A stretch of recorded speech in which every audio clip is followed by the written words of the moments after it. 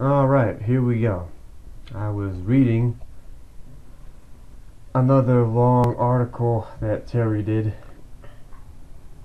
and here's some more pictures. This one is of Dax fighting. Another picture of Dax. And this is from that one episode, going back in time. And another picture of Dax. Alright, so these things say, to the deaf found Jadzia Dax in combat mode against the Jem'Hadar. I killed more of them than Worf did, Farrell boasts. For Farrell, the quickening brought a welcome touch of reality to the show.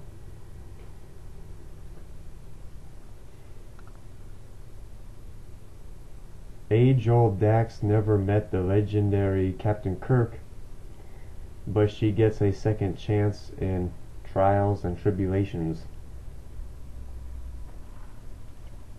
Though she felt that Worf gave in to love rather quickly, Farrell enjoyed the amusingly titled Looking for Pamak in all the wrong places. Alright. To the deaf, the DS9 crew team with the Jem'Hadar. The DS9 crew team with the Jem'Hadar to defeat Rebel Jem'Hadar. That was another LeVar episode. I killed so many Jem'Hadar warriors that they had to cut some of it out.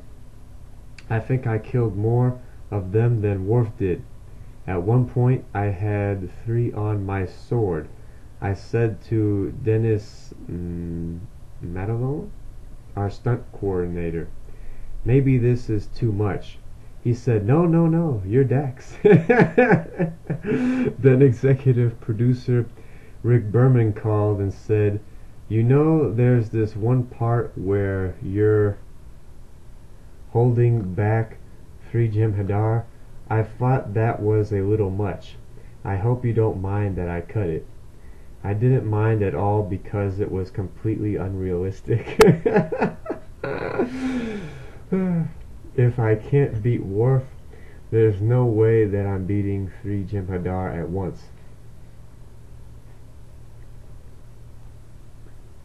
The quickening. Bashir tries to cure a disease before it's too late. That's the one with Bashir down on the planet. That was a good one to work on because I was thinking about the AIDS metaphor while we were shooting it. I felt like we had a touch of reality in that episode. Sid was so good. Bashir's ego was really driven to cure that disease. I thought it was interesting that Dax was a step back and more realistic than Bashir.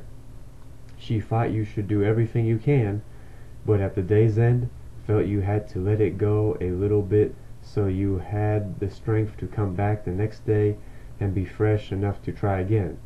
It was a great show, probably one of our best. Looking for Pama in all the wrong places.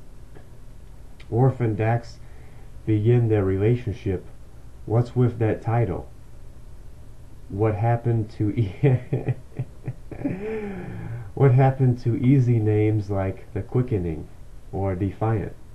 I can hardly remember those anyway. It was great to finally have my romance with Worf. The show jumped a little bit to a conclusion. I would like to have seen little indications along the way in which Worf contemplated whether or not Dax would be a good mate. As it is, it's out of the blue that he's going to go for it with me.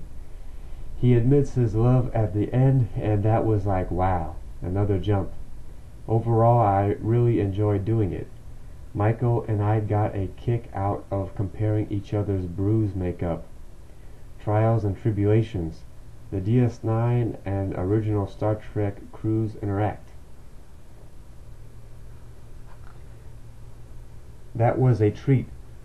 Who wouldn't want to be a part of an episode like that one? I had to wear a 60s Star Trek uniform, which was a short skirt, of course. That was a pain, actually, but I think the show came out great. Let he who is without sin. Dax and Worf visit the pleasure planet Risa. Vanessa Williams was a very good guest star. She's the tiniest human being in the world. We had 2 days out on the beach in Malibu, which was great. We don't get to do that very often on DS9. We also had some incredibly long shooting days.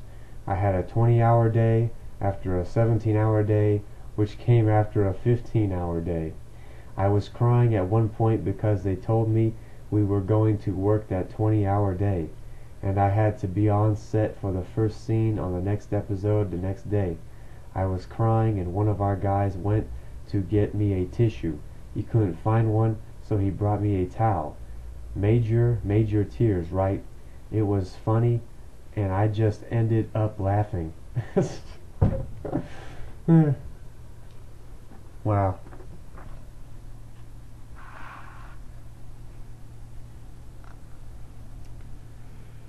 We have some pictures of Terry and some of the other DS9 characters.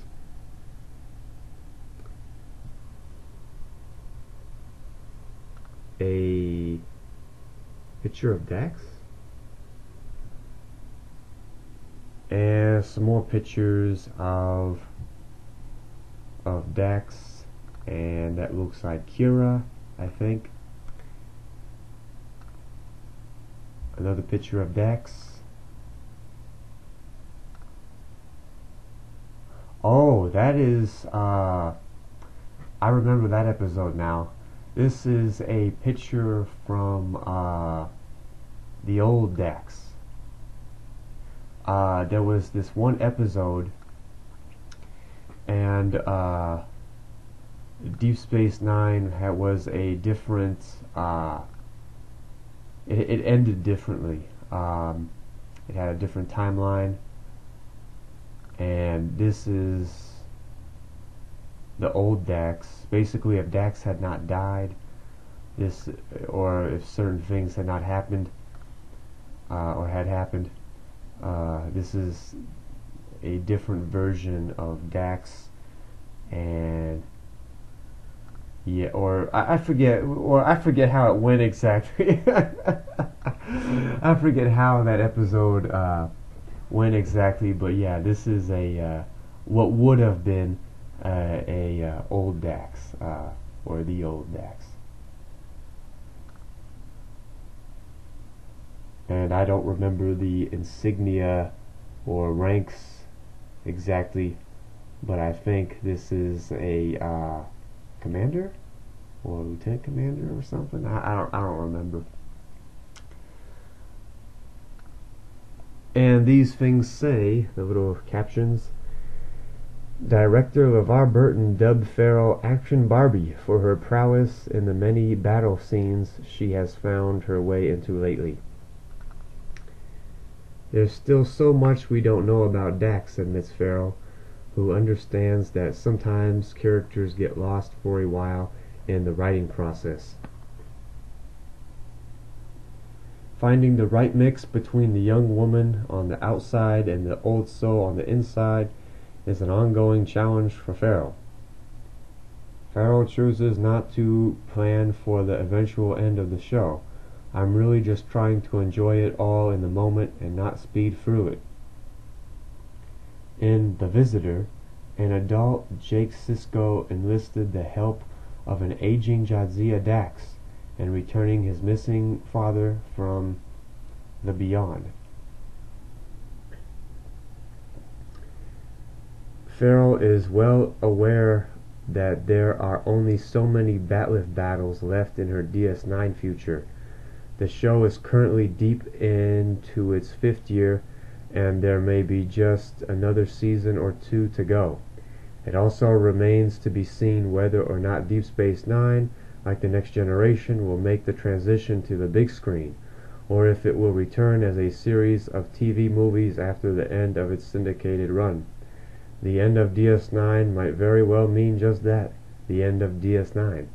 But as she has already proven with such hiatus projects as the CD-ROM game, Treasure Quest, and the USA Network movie Reasons of the Heart, Farrell can land work outside the Star Trek universe.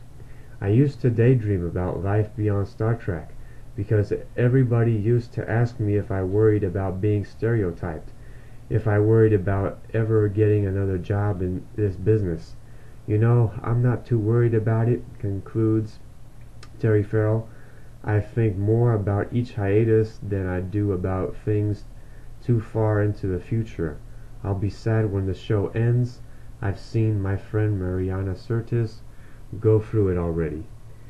There was a weight lifted in that she could go on to other things, that she didn't have the craziness of doing a series, but there was also an emptiness in that she didn't get to see her friends every day anymore. So I'm really just trying to enjoy it all in the moment and not speed through it. The end will come when it comes. Right now, we've really come into our own as a show, and speaking for myself, I'm still enjoying it. So I'm really not rushing anything at all. And that was coming soon. Oh, First Contact? Yeah, that was one of the Next Generation movies. So, oh yeah, well, so it looks like that was the end of that article. Here's just some other pages or various things.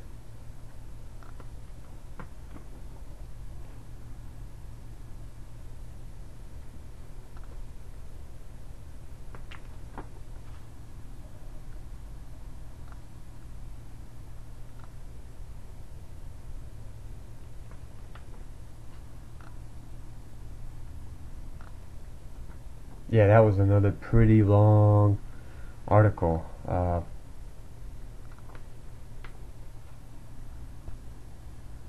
There's some various trinkets, keychains, or little pins or magnets and stuff for various things.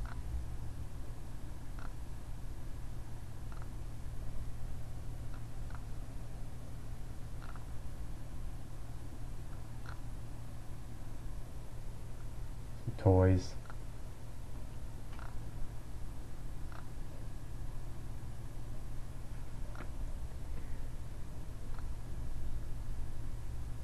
Alright, well,